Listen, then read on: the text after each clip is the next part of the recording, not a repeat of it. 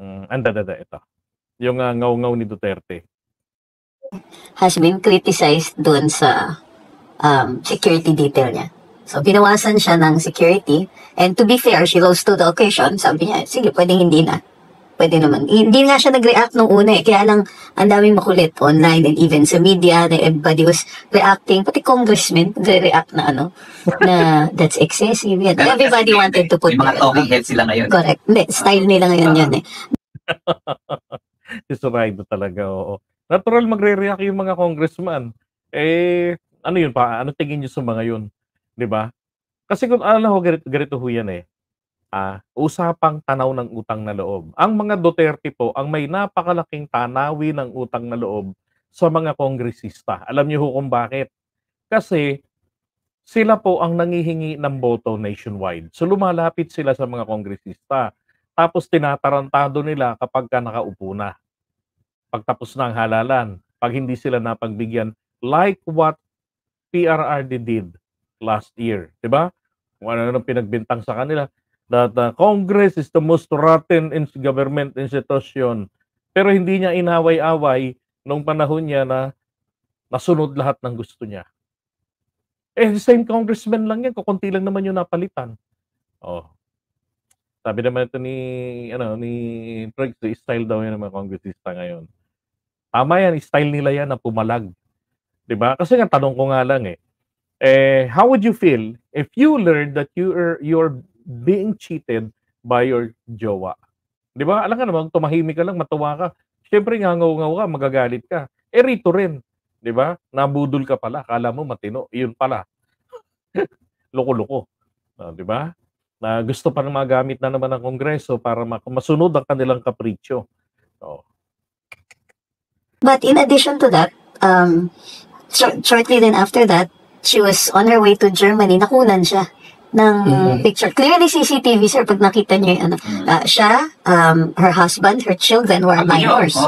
Na nakunan din sila. I mean, since pinag-uusapan na rin lang yung issue ng security, at the same time, merong ganon. Not only that, actually, even if it's in public, if she was in a public place, aeroplano, whatever, government-owned, taking pictures of a person is clearly hindi naman illegal, but see, hindi naman illegal. Hindi naman talaga illegal lalo na kung ikaw ay public person, 'di ba? So nakakunan ng picture, grabe no, Vice President natin, bawal makunan ng picture ang kanyang mga anak, ang kanyang asawa. Pero dinidisplay nila sa mga family pictures nila. Ayos lang rin talaga, no? Actually, ang ayaw po talaga nila rito ay malaman ng taong bayan na maglalakwatsa na naman si Tambalustay. Yun po naman talaga eh. Di ba? Hindi yung napicturean yung anak ko, magagalit ako. Hindi ho. Nagagalit sila, nalalaman ng taong bayan, maglalakwatsa na naman pala. Si Princess. It could be hirap na hirap si Duterte rito, palitawin na bawal yun eh.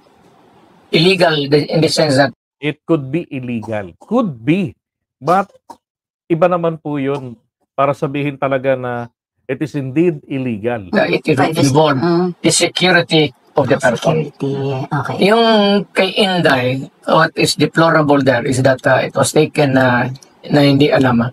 And for security, hindi naman siya walang kalaban yan. Whenever she goes, she does not need 75 policemen even. Pero assuming it to be na ganun siya na official, and you are si Inday naman, alam mo, si Inday lang. Kaya nyo ha, hindi niya nasagot yun. Alam nyo kasi kapag tinanong ka, JDB, bawal ba to sa ating batas? Anong masasabi mo? Siyempre kung anong alam ko, gagawin ko, magre-research pa ako. Google pa ako, di ba? Mag-google pa ako kung ano yung additional information, or tatanungin ko si Sir Carlos Maglasang. Ganon. O yung mga kaibigan kong vloggers, tatanungin ko. Bago ko sasagot. Si Duterte, nahirapan pa siya. And then, biglang palusot, sumigway. At eto na nga po. Ito na ang masabi ko sa inyo, sa lahat. Among the few sa gobyerno, it was only Inday who was very outspoken against the communists noon. Sige. Tanungin ko po kayo mga kababayan. May napalitaan po ba talaga kayo na si Sara, talagang, mabigat ang mga salitang binitiwan niya laban sa mga NPA?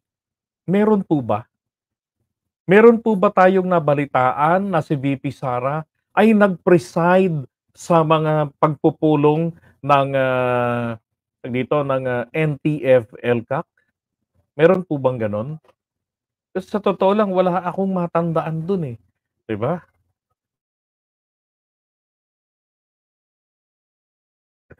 Okay, going back, ganito. Ayun, kayo wala rin ho kayong maalala, 'di ba? Ang huling natatandaan ko lang, eh, sinabi lang na nabalita lang sa atin that she was appointed by PBBM to be the vice, chairman. Kasi si PBBM ang chairman ng NTF-ELCAC. Mabuti pa si Leni Robredo, 'di ba? 'Pag binigyan mo ng puwesto, talagang gumagalaw. Ang problema lang dito pangalan nito, ni Leni Robredo, talagang rektahang binabasag si Duterte. Yung matrix, gustong malaman kung sino-sino talaga. Eh kaso nga, yung matrix niya, peke. 'Di ba? Yung mga panrentag-rentag nila, peke. Yung mga pag-trip-trip nila. Oh, ang mali lang nila doon sa matrix, hindi nila nilagay si PBBM. Eh di sana wala silang kahirap-hirap ngayon sa paninira sa kanya. Mga gago rin talaga eh. 'Di ba? You were the president, you could have, tapos galit ka sa kanya 2021 pa lang. You could have asked the PDEA o the NTDEG, "Oy, ano yung nakarating sa akin? Pinakitaan ako ng ebidensya na nagko-cocaine niya noong 2000, Chorbanes." 'Di ba? Pwede niyang gawin 'yun pero hindi niya ginawa. Bakit? Oh, mabait ba siya? Ang totoo, inimbento niya lang po 'yan nitong 2021, November 2021, after he learned that VP Sara filed COC for VP. Yun lang. Doon niya sinimulan 'yan. Siya lang yung bububuga ng against the communist even when she was a mayor here. Ako yung conciliatory pa ang ano ko. Naglalaro ako eh. Totoo, politika yan eh. Alam mo, politiko, I could go into the territory ng NPA noon. Alam mo ng military yan, pati police. At I am sure na hindi rin nagustuhan nila yon. But I go to, ako lang yun. Ano na naman yung hindi nagustuhan nila doon? 'Di ba ang gulo kausap eh, ang layo.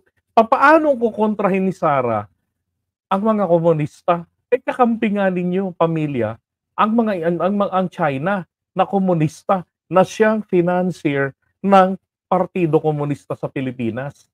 Oh, Addition dito sa maybe Southern Mindanao o Mindanao dito na pwedeng pumasok sa NPA territory noon ang nagipag-usap. Lahat na, pati yung tulong nila sa candidacy ko. Pero Mayor, yung binabato nila kay BP, ang dami naman daw ng 400. At nagsabi pa, hindi naman daw ganyan karami ang PSG ng presidente. As far as you remember ho, ilan ba talaga ang PSG? yan mo ha, hindi niya alam. Kasi I cannot believe na mas konti ngayon ang PSG kaysa nung panahon ninyo. Ilan po sila? Kasi talagang may nagsabi na 400, mas marami pa yan kaysa sa PSG, kaysa sa presidente. Alam mo, ako mismo, presidente noon, and I'm sure pati si Inday, hindi niya talaga alam kung ilan naka-assign. Pwede ba yun? Hindi mo alam ilan ang naka-assign sa'yo? 'Di ba? Kalokohan yun.